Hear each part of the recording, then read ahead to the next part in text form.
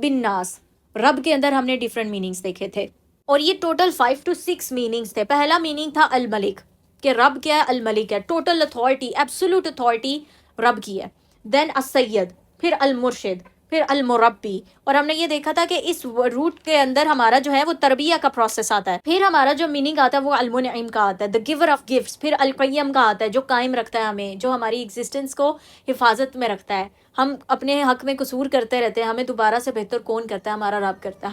ہم درخت کی طرح جھک جاتے ہیں، ہمیں دوبارہ سیدھا کھڑا کون کرتا ہے؟ ہمارا رب کرتا ہے. پھر ہم نے دیکھا تھا رب الناس، ملک الناس، الہ الناس. رب، ملک اور الہ، یہ 3 کا پیٹرن ہے. یہ 3 کا پیٹرن بھی بڑا اہم ہے. ہماری زندگی میں ہماری نیڈز ہیں، کون پورا کرتا ہے؟ رب. تو ہم نے کس کی جانب جانا ہے؟ اپنے رب کی طرف رجوع کرنا ہے. پھر الملک. اب ملک الناس کے اندر کیا آتا ہے کہ اتھارٹی کس کی ہے؟ کنٹرول کس کا ہے؟ صرف اللہ کا ہے. تو جب ہماری نیڈز پوری ہو گئیں، ہمیں یہ اشور کر دیا گیا کہ ہم پروٹیکٹیڈ ہیں، سیف اینڈ ساؤنڈ ہیں، ہمارا تو کوئی مسئلہ نہ رہا. پھر نیڈز بھی پوری ہو گئی ہیں، پروٹیکشن بھی مل رہی ہے، تو پھر جو نیسسری رزلٹ آتا ہے نا وہ الہ کا آتا ہے کہ اپنے مقصد کی طرف آپ ڈائریکٹڈ رہو. الہ الناس کی کیٹیگری، وہ کیٹیگری کون سی ہے؟ وہ جو پرپز اورینٹڈ ہوتے ہیں، جن کی زندگی کا مقصد ہوتا ہے کہ ہمارے رب نے ہمیں پیدا کیا، ہمیں کھیل تماشے کے لیے پیدا نہیں کر دیا.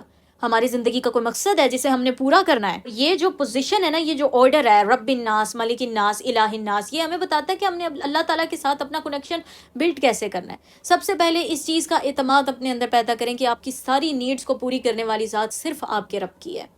پھر اس کے بعد یہ اعتماد پیدا کریں کہ ہر ایک چیز کا کنٹرول اللہ تعالیٰ کے پاس ہے، کنٹرول کسی کے پاس نہیں ہے. ایون شیطان کو اللہ کی ذات کنٹرول کرتی ہے. اس کے بعد جو الہ ہے، الہ کیا ہے کہ پھر ہم نے پرپز اورینٹڈ ہو جانا ہے. اس کے بعد نیکسٹ آیا کیا ہے بھائی؟ من شر الوسواس الخناس.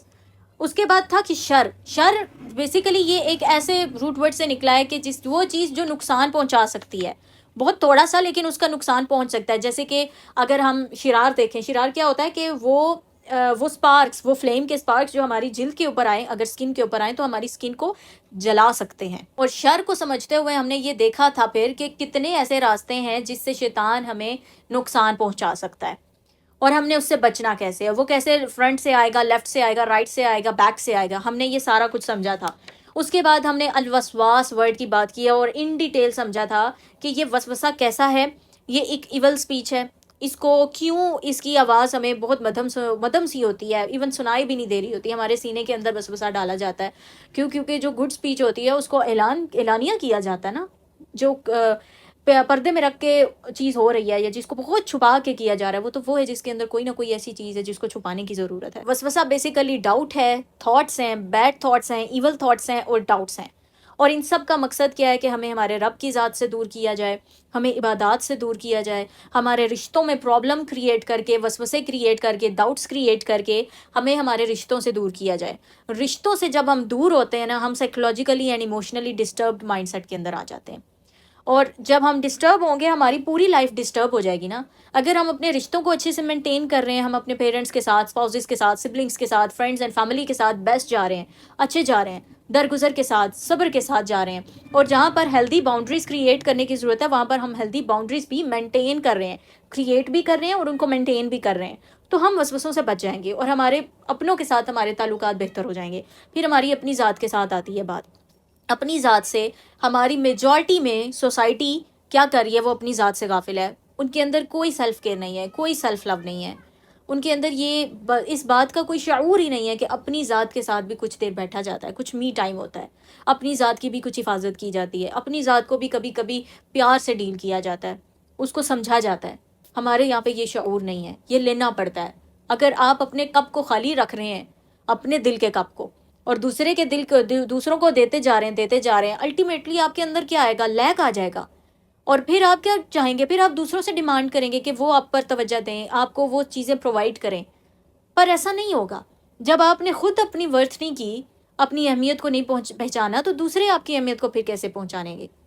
تو آپ نے خود اپنے آپ کو لیک میں رکھ رکھا ہے، تو قصوروار آپ ہیں. سیلف ڈاؤٹ، اپنی ورتھ کے اوپر ڈاؤٹ، اپنی ایبیلٹیز کے اندر ڈاؤٹ، تو یہ وہ ڈاؤٹس ہیں جو ہمیں ان وسواس سے آتے ہیں. الوسواس کے بعد پھر ہمارا کیا ورڈ تھا؟ الخناس.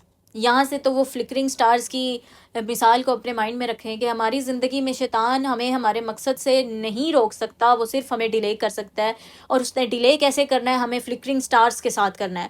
فلکرنگ سٹارز، جدھر جدھر آپ فلکرنگ سٹارز دیکھیں گے ان کی طرف اپنی توجہ ڈائیورٹ کر دیں گے، where focus goes energy flows, آپ کی انرجی اس ڈومین میں فلو کرنے لگ جائے گی اور آپ اپنے باقی معاملات سے غافل ہو جائیں گے، آپ کی زندگی میں توازن نہیں رہے گا۔ تو یہ وہ فلکرنگ سٹارز ہیں جن سے ہم نے اویئر رہنا ہے اور دیکھنا ہے کہ ہماری پریورٹی کیا ہے۔ کوئی ایسا تو نہیں ہے کہ کسی فلکرنگ سٹار کو ہم نے اپنی پریورٹی بنا رکھا ہو۔ اس کے بعد آیت ہے الذی یوسوس فی صدور الناس۔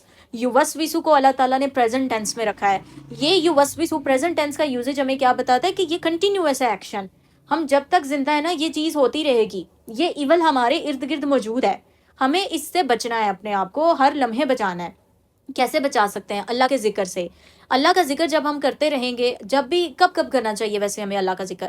ہمیں ہر وقت کرنا چاہیے، ہر سچویشن میں کرنا چاہیے۔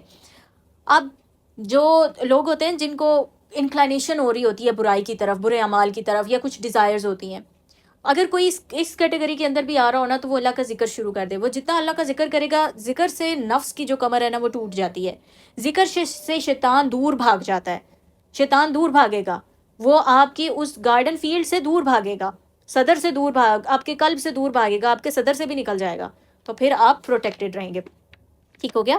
ہماری آخری آیت تھی من الجنتی والناس، اور اس کو الحمدللہ ہم نے پچھلے لیکچرز کے اندر ایکسپلین کیا ہے کہ وہ جو جنات اور انسانوں میں سے ہیں جو وسوسے ڈالتے ہیں، اور بیسیکلی ہم نے کس چیز سے بچنا ہے؟ ان کے وسوسے سے بچنا ہے۔ شیطان کے وسوسے سے کیسے بچنا ہے؟ اپنے آپ کو اللہ کے ذکر میں انوالو کر کے، اور فلکرنگ سٹارز سے بچاتے ہوئے، اویئر رکھ کے کہ کیسے شیطان ہمیں ان کی طرف بہکا سکتا ہے۔ اور انسانوں میں ہم نے ان انسانوں کی صحبت اختیار کرنی ہے جو ہمارے لیے گروتھ فل ہیں، جو ہمیں گروتھ اورینٹڈ کریں گے، جو ہمیں گروتھ کی طرف لے کر جائیں گے۔ اور ہمیں اگر فیملی میں یا ایسے لوگ موجود ہیں جو گروتھ اورینٹڈ نہیں ہیں، تو پھر ہم نے ان کی باتوں کو زندگی میں تو رہنے دیں، ان کو اپنے دماغ میں لے کر مت جائیں، دماغ میں پھر ان کو لے کر جائیں جو آپ کے فیوچر کے ساتھ الائن کر رہے ہیں۔ اگر آپ کا پریزنٹ آپ کے فیوچر کے ساتھ الائن نہیں کر رہا نا، تو وہ آپ کا فیوچر کبھی نہیں بنے گا جو آپ چاہ رہے ہیں۔ ٹھیک ہے؟ کیونکہ آپ کو اپنے تھاٹس کو، اپنے ایموشنز کو، اپنے ایکشنز کو الائن کرنا ہوگا اس پرسنالٹی کے ساتھ، اس آئیڈینٹی کے ساتھ، اس فیوچر کے ساتھ جو آپ چاہتے ہیں۔ لا آف اٹریکشن یا یہ ساری چیزیں اس طرح سے ورک نہیں کر رہی ہوتی ہیں کہ آپ کیا چاہتے ہیں، یہ اس طرح سے ورک کر رہی ہوتی ہیں کہ آپ کیا سوچتے ہیں، کیا محسوس کرتے ہیں۔ کچھ لوگ ہوتے ہیں وہ اچھا جو چاہتے ہیں اپنے لیے، لیکن وہ اپنے دماغ میں اچھا سوچ نہیں رہے ہوتے، وہ اچھا محسوس نہیں کر رہے ہوتے، جس کی وجہ سے پھر ان کو ریزلٹس بھی وہ نہیں ملتے جو وہ چاہ رہے ہوتے ہیں، ان کو ریزلٹس وہ ملتے ہیں جو وہ سوچ رہے ہوتے ہیں۔ تو انسان کی اصل ہستی اس کی سوچ ہے، باقی سب ہڈیاں اور گوشت ہے۔ تب بھی آپ کو وسوسہ محسوس ہو عبادت سے ریلیٹڈ، اپنے اپنوں سے ریلیٹڈ، اپنی ذات سے ریلیٹڈ، سورت ناس پڑھیں، سورت فلق پڑھیں، اس کو صبح 3 دفعہ اور شام میں 3 دفعہ پڑھنے کی روٹین بنائیں۔ ہر نماز کے بعد بھی اس کو 1 دفعہ ایٹ لیسٹ پڑھ لیا کریں، کیونکہ یہ وہ ایونٹس ہیں۔ اگر ہماری گروتھ کب ہوتی ہے، اگر آپ ایک گارڈن کی بھی مثال لیں، گارڈن ہوتا ہے کہ اس کے ارد گرد ایک باڑ لگائی جاتی ہے اور اس کے مڈ میں پلانٹس ہوتے ہیں۔ وہ باڑ کیا کر رہی ہوتی ہے؟ وہ پروٹیکٹ کر رہی ہوتی ہے ان پلانٹس کو جانوروں سے۔ اگر کوئی بھی جانور آئے گا اور اس پلانٹ کو کھا جائے گا یا اس کو توڑ دے گا تو اس پلانٹ کی تو کوئی گروتھ نہیں ہوگی۔ آپ جتنے مرضی فرٹیلائزرز استعمال کر لو، جتنا مرضی پانی دے دو، اگر آپ نے اس کو پروٹیکٹ نہیں کیا، اٹ مینس کہ وہ ختم ہو جائے گا، اس کی ڈیتھ ہو جائے گی۔ یہی مثال انسان کی ہے۔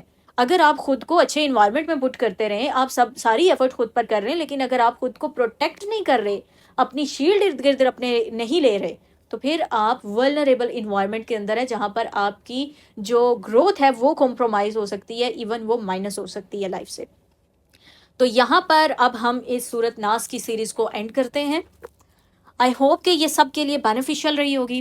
ہم انشاءاللہ عز و جل اب جلد ہی سورت الفلق کی طرف موو کریں گے، اور جیسے سورت ناس ہم نے کمپلیٹ کی ہے فیل دا قرآن جرنی میں، اسی طرح ہم قرآن کی جو باقی 113 صورتیں ہیں ان کو کور کرنے کی پوری کوشش کریں گے۔ اللہ تعالیٰ مجھے اس کو استقامت کے ساتھ کروانے کی اور آپ لوگوں کو اسے استقامت کے ساتھ فالو کرنے کی توفیق عطا فرمائے، کیونکہ توفیق اللہ ہی کی ذات سے ہے۔ اور جب ہم کچھ اچھا کر رہے ہوتے ہیں اور اچانک سے وہ چیز بند ہو جاتی ہے نا، نہیں کر پاتے یا نہیں ہو پا رہی ہوتی، اس کے پیچھے بھی ہمارے ہی اعمال ہوتے ہیں جو ہمیں چینز لگا دیتے ہیں۔ تو استغفار کو اپنا معمول بنائیں اور اپنی زندگی کو گروتھ اورینٹڈ کریں۔ جزاکم اللہ خیر، فی امان اللہ۔